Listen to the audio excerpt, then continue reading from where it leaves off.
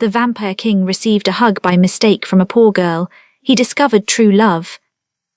The grand throne room of Castle Nocturne was a masterpiece of Gothic architecture. Towering pillars of black marble stretched toward a ceiling so high it disappeared into shadows. Chandeliers crafted from bones and crystal cast an ethereal glow across the vast chamber.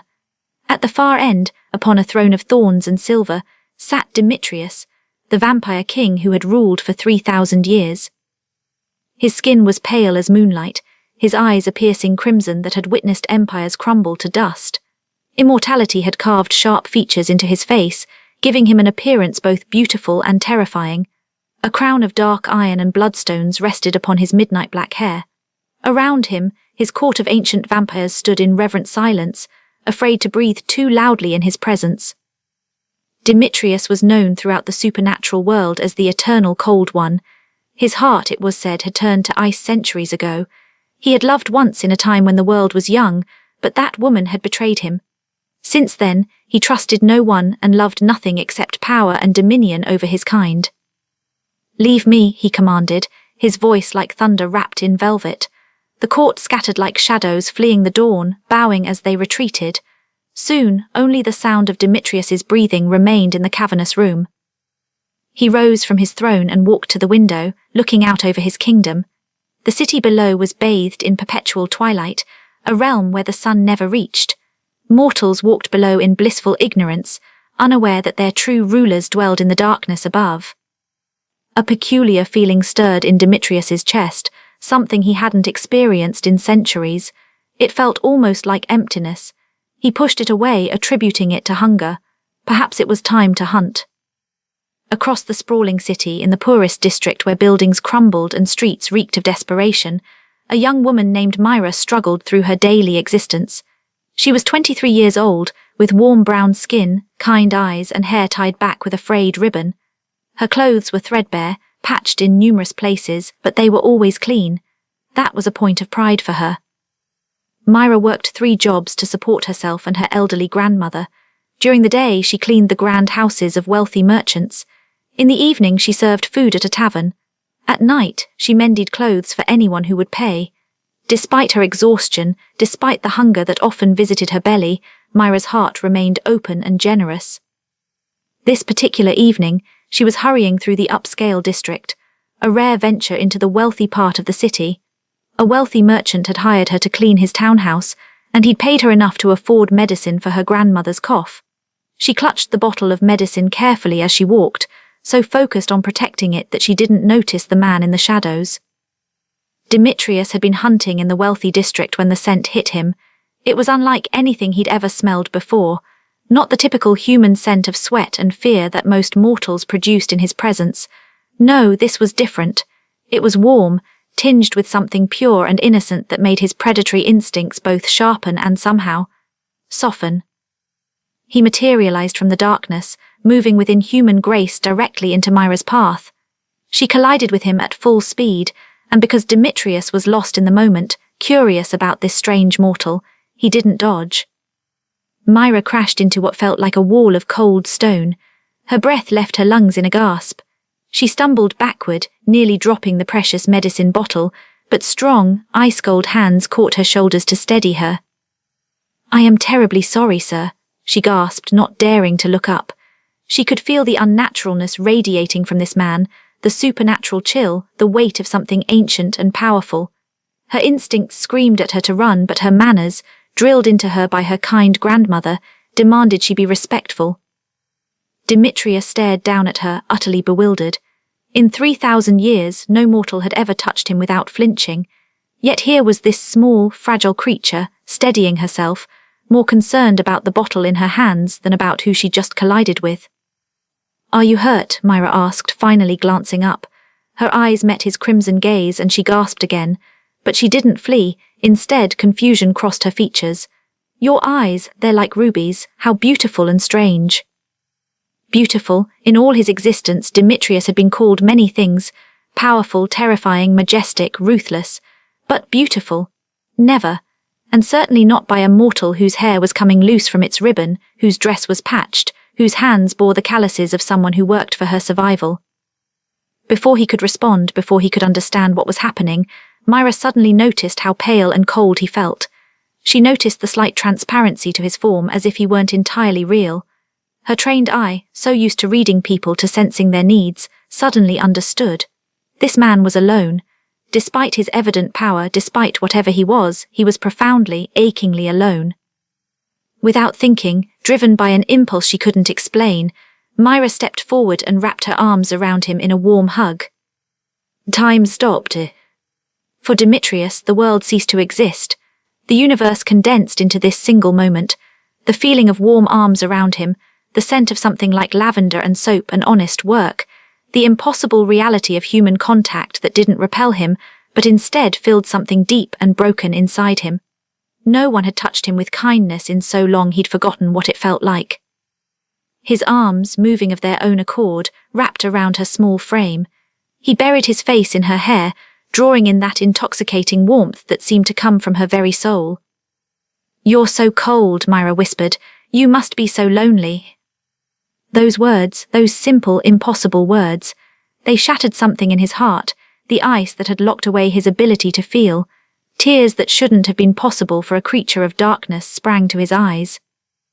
Then, as quickly as the moment had come, Myra pulled away. Embarrassment flooded her face. "I'm so sorry, I shouldn't have, I don't know why I—" "Don't apologize," Demetrius commanded, his voice rough with emotion he'd long forgotten how to express. "What is your name?" "Myra," she said softly, "and you are—" He should have told her he was the Vampire King. He should have terrified her into proper respect. Instead, he found himself saying simply, "Demetrius." "Well, Demetrius," Myra said, offering him a gentle smile, "I hope your day improves. Whatever burden you carry, I hope you find a way to set it down." And then she was gone, hurrying away into the night, leaving Demetrius standing alone in the street. His hand lifted to his chest, where his ancient heart was beating, truly beating, not just mechanically pumping blood, for the first time in centuries. He knew in that moment that his life had changed irrevocably, and he had no idea what to do about it. The following nights were agony for Demetrius. He found himself unable to concentrate on his duties as king. Reports from his generals went unheard. Decisions about his kingdom were delayed. His advisors whispered among themselves, concerned about the unusual behavior of their immortal ruler. All Demetrius could think about was finding her again. He sent his most trusted spies into the lower city with one mission: find the girl named Myra. The search should have been simple. The poor district was small, contained, easily searched. Yet night after night his spies returned with nothing but frustration. "She moves constantly, Your Majesty," his captain of guards reported. "She works in different locations. Her residence is in the poorest quarter, a small shack she shares with an elderly woman. We cannot pin her down because she is never in one place for long." Demetrius understood. She was a creature of survival, moving from opportunity to opportunity. She didn't have the luxury of staying in one place. On the fourth night of his obsessive search, Demetrius did something he hadn't done in a century. He left his castle alone and ventured into the lower city himself. The streets were filthy, reeking of human waste and desperation. Mortals scattered from his path, sensing something wrong about him, though they couldn't articulate what. He ignored them all, following the faint echo of that scent, that warmth he'd felt in her hug. It led him to a tavern called the Gilded Crow. He entered and the crowd inside went silent. The tavern keeper, a large man with a scarred face, paled. "Your Majesty, we are honoured." Demetrius ignored him, his eyes scanning the crowded room. And there she was. Myra was carrying a tray of drinks, weaving expertly between tables. She wore the same threadbare dress but had somehow braided her hair more neatly. She was speaking to patrons with genuine kindness, remembering their preferences, making them smile despite their hardscrabble lives. When she finally noticed him standing by the door, her eyes widened. She nearly dropped her tray. "Demetrius," she breathed, moving toward him, "what are you doing here?" "I came looking for you," he said, his voice low enough that only she could hear. A flush crept across her cheeks. "You came to the tavern, in the lower city. That seems very unlike." She gestured vaguely at him, clearly aware that someone like him didn't belong in a place like this. "I had to see you again," he admitted, not bothering with pretense. He was the Vampire King, he didn't do pretense. That night when you touched me, when you spoke those words about being lonely, I couldn't stop thinking about you. Myra glanced around, clearly nervous about the attention they were drawing. Come with me, I finish my shift in an hour. There's a place we can talk. The rooftop of an abandoned warehouse overlooked the entire lower city. It was where Myra sometimes came to escape, to breathe fresh air and feel less trapped by her circumstances. She'd never brought anyone here, but something about Demetrius made her trust him instinctively.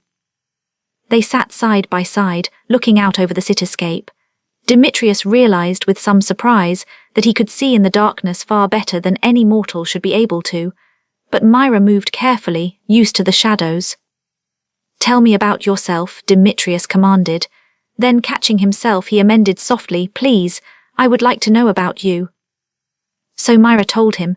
She told him about losing her parents to disease when she was young, about being raised by her grandmother who had little but gave everything. She spoke of her dreams, not grand dreams of wealth or power, but simple ones. She wanted her grandmother to be healthy. She wanted to be able to afford to eat until she was full. She wanted to own a small garden where she could grow flowers. As she spoke, Demetrius felt something foreign blooming in his chest. Compassion, tenderness, love in a form so pure and different from the passionate, destructive love he'd known before that it seemed to be an entirely new emotion. Why do you do it? He asked. Why do you work so hard, suffer so much, and still have kindness in your heart for strangers like me? Myra considered this seriously. Because suffering doesn't have to make you cruel. My grandmother taught me that pain is temporary, but kindness is eternal. Even when I'm tired, even when I'm hungry, I can choose to be kind. That's the one thing poverty can't take from me, my choice to be good. Demetrius, who had spent 3,000 years believing that the world was fundamentally cruel, that power was the only truth, found his entire worldview shifting.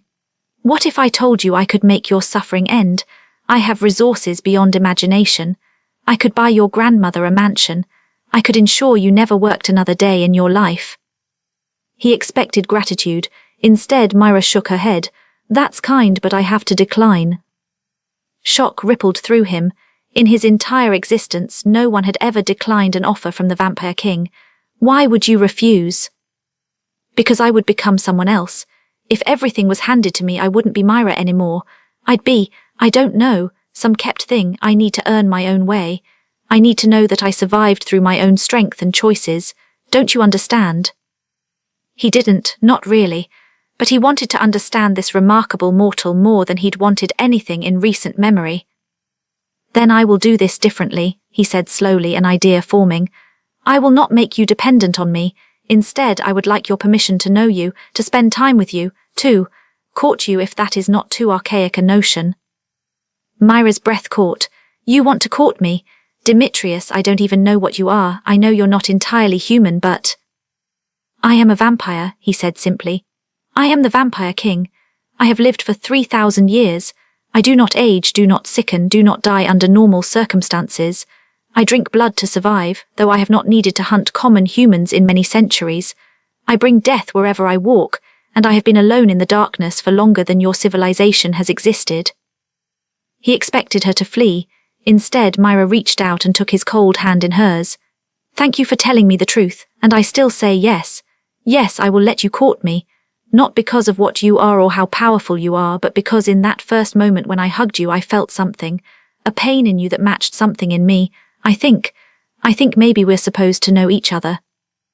That night, sitting on a rooftop overlooking a city that had no idea their king was undergoing a spiritual transformation, Demetrius kissed Myra for the first time. It was gentle, tentative, nothing like the passionate embraces of his past. It was a kiss that promised something new, not ownership, not conquest, but connection. And he realized, as her warmth seeped into his ancient body, that this was what he'd been missing for 3,000 years. Not power, not dominion, not even the ecstasy of the hunt. But this, the simple, profound miracle of truly being known by another soul. For 3 months, Demetrius and Myra built something unprecedented. Each night he would find her, and they would spend hours together. He began to understand the beauty in small things, the way her eyes lit up when she managed to save enough money to buy fresh bread, the grace with which she moved even when exhausted, the genuine delight she took in pointing out constellations he could barely see but she knew by heart. She in turn began to understand the immense burden of immortality. He told her of kingdoms that had risen and fallen, of loves and wars and betrayals stretching back through centuries. She listened without judgment, and her listening became a kind of healing balm on wounds that had festered for millennia. But their happiness could not remain secret forever. One night, as Demetrius prepared to go to Myra, his court advisor Vex arrived with urgent news. Vex was ancient even by vampire standards, and his face was grave. "Your Majesty, a crisis has emerged. The werewolf pack from the Northern Territories has invaded our lands. They slaughter your subjects indiscriminately. They grow bolder each night, claiming that you have grown soft, distracted, unfit to rule. They demand single combat, you against their alpha, Kessler, to determine dominion over the entire region." Demetrius felt his heart sink. In the supernatural world, such challenges were sacred and binding. To refuse would be to lose his credibility, to invite further challenges from all corners of his kingdom. But to accept meant leaving Myra, potentially for weeks while he dealt with this threat. And there was another danger. If the werewolves discovered Myra, if they learned that their king had fallen in love with a mortal. "Gather the armies," Demetrius commanded grimly. "I will meet this challenge, but you will send my best guards to protect." He stopped himself. He couldn't protect Myra without revealing her existence, without making her a target. That night when he went to meet Myra, he found her waiting on their rooftop, but her expression was troubled. Full story is on my website, link in description. It's completely free, no sign-up required. Go and watch the complete ending.